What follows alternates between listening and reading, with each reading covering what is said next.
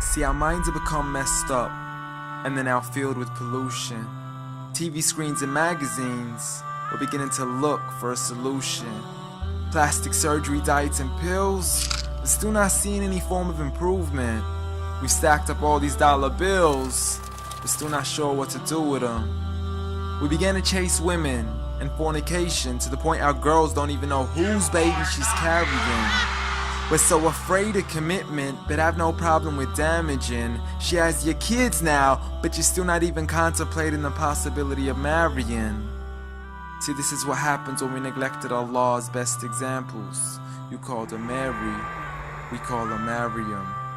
A woman who was perfect since birth, the best to walk the skies and the best to walk the surfaces of earth. The most exalted of all women, that's why she was dedicated an entire chapter in the Holy Quran, the final revelation in which there'll be none after. She was the best of all women, and to society she should be leading the way. I mean, that's why our women be dressing like her, because just like Mary, when Allah decrees something, we hear and we obey. See, Mary used to cover up. Despite everything they used to say, she would hide in hibernation, and to Allah she would pray.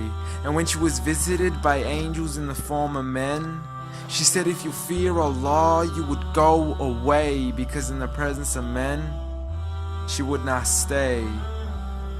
But anyways, today we're taught to be against segregation before in support of all forms of liberation. To free yourself from the clothes that only lead to your degradation. Why do you gotta cover your face for? We gotta see your identification. But little do they know her identity's right there. A woman who fears Allah and commits to her religious obligations.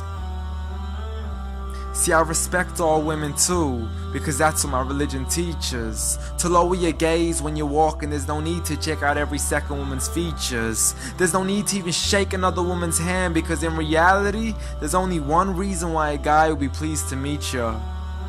And you could go ahead and deny it, but don't blame me for stating the obvious. When the pornographic industry is worth billions, you still don't see where the problem is? Sex is embedded into society to the point we'll exploit it to merely sell a car.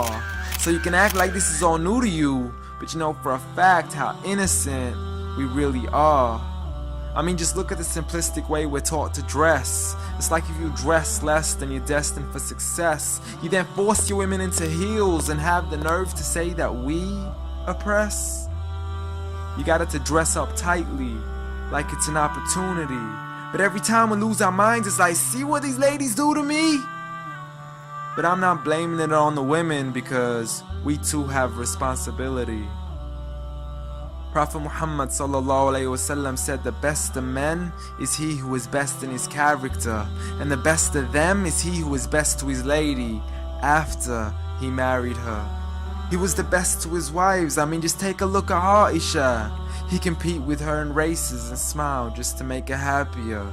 So when you do marry, do so with the intention of paradise is where you plan to carry her. But before you plan to carry her to the altar, maybe you should OT decision. Cause if the only reason you're marrying her is for the outside, then realize you're gonna be locked inside of a prison.